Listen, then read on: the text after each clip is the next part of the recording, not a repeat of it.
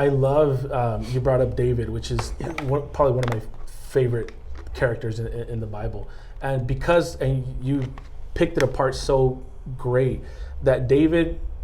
Yes, David is the only one that holds that title of a man after God's own heart, and because he was longing, like you said, what he needed to fill in his spirit and his life, he wasn't receiving it from the relationships that were around him. So because he was craving and he was following God, anything that God would have put in his way, he would take. Right. It was leadership, I'll take it. Right. You know, it was music, I'll take it. Right. You know, poetry, I'll take it. You know, it was whatever he was putting. That is so good. He was taking it. You know. Yeah. And I think because I went through the same thing. I stayed in this drummer box for many years. You know, I stayed in this drummer box for many years, and it wasn't until I made the decision for myself to say, God, I'm not a drummer, I'm a minister. That's it.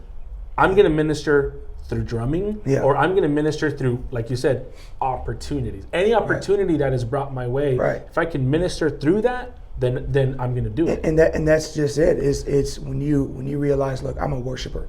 Right. That's what I do. Yeah. That's who I am. Yeah. And it's like it doesn't matter about your capabilities or lack of ability. You know, God is what he's looking for. He's not looking for perfection. God does all of that. He works all of that out, right? Yeah. God is looking for availability. He's looking for people that says, look, God, if you could do anything, all I want to do is be used of you. All I want to do is just, I mean, my goodness, you know, when you see, like you said with David probably never thought he would be a giant killer. Right. He just had enough sense to know that, well, you know, I serve God.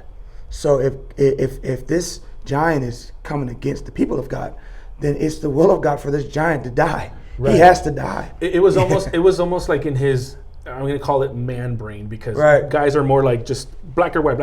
Right. Where it was he had a relationship with God. So many oppositions had come his way, and he knew how to conquer them through God. Right. That he didn't. I feel that maybe he didn't see a giant. He just saw a problem. That's it. Exactly.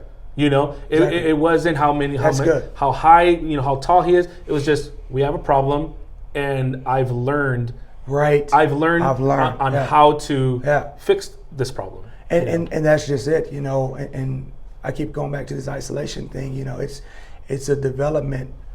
You know, it's where God's whole point of using us is to bring glory back to Him, right? Yeah. And so when you have that relationship with Him and you start growing that, especially at a young age, I think this is important for young ministers, young musicians, that those times when you're by yourself, those are important times. Yeah. The reason why is because God is molding you. He's putting things in you.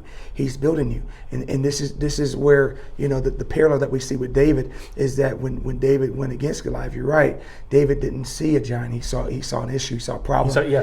And so David utilized the gifts that he had that helped him when he was by himself.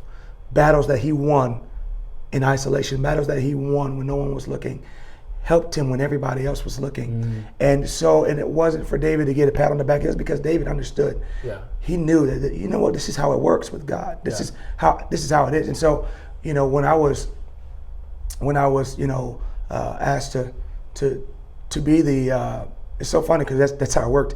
You know, our church, we had a music director. The music director was always the piano player. The worship leader was always behind the pulpit. Yeah. You know what I mean? And so it's like it was a gradual thing for me. Yeah. I was on the drums and I went to the praise team because we needed a tenor.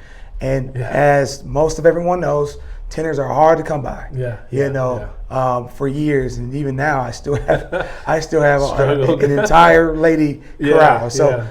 But for the most part, you know, we needed a tenor, and I started singing tenor, and then we needed a worship leader. I started leading worship, and then we needed someone to play the piano and lead the team. I started doing that, and it just one thing after another. And I think what it was is that I never planned to do any of that. You get what I mean? Yeah. David probably never planned to do any of that. But David just planned to serve God. That's it. That was his plan. That was what he wanted to do. Yeah. He just planned. And so sometimes when you're a worshiper, and that's what you are, that's what you do, you're probably going to end up doing things that you never set on doing. And so, But it starts with that. It starts with you just being a worshiper. Yeah, and I think to be able to do that is you have to tear down that box. Yeah, sure. That box of, well, I'm just a piano player, Right. or I just play bass, Right. or I just do that, because then when those opportunities do come, you can't see them. You limit yourself. You Right. can't see them. Yeah, absolutely. So something I wanted, you were talking about when David, he didn't want a pat in his back. That's so true, because if David was the kind of person that wanted some recognition, He would have told everybody he was anointed. he would have. I mean, Yeah. everything that he Yeah. did Yeah. in the wilderness, or when he was by himself. Yeah.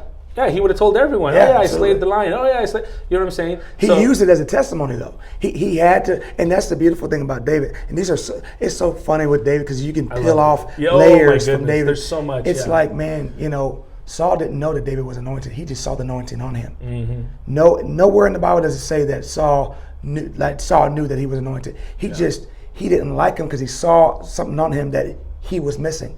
He didn't have anymore. God took his hand off of Saul, but his hand was on David. And the reason, it's crazy, the reason why he tried to kill David is because he saw the anointing that was on his life. David's brothers knew that he was anointed, but the Bible doesn't never say that that David's brothers tell Saul about it. Now, it very well could be that Saul found out. So, I mean, you never know. Yeah. Point is that the Bible doesn't say it. Yeah. What I love about it is that David didn't say anything about it. He never went around saying, well, I'm anointed to be king. He could have killed Saul. He could have killed him. But he didn't go around saying, well, I'm going to be king anyway, so I'll just, no. He said, you know what? I'm not going to touch the anointed man of God. I'm not going to, that's God's anointed. I'm not going to. And so David had such grace. Even though he was flawed, he had a lot of issues, but there were some tangibles. There's some things that David had. And so when you're a worshiper, when you're a true worshiper, you don't have to tell anybody that you're anointed. The anointing just flows off of you. People will see it. They'll know it. They'll feel it. Yeah. Just be a worshiper. That's it.